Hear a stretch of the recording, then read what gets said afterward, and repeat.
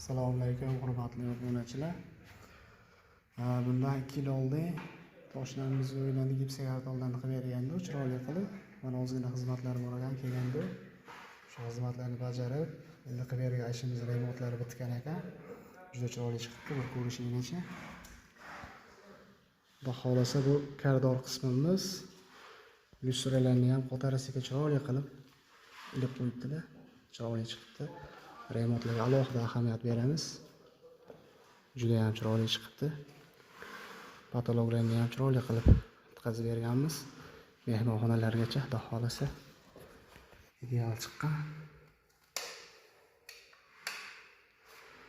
Ko'rishingiz mumkin. O'ta ham skromli, solidniy chiqibdi.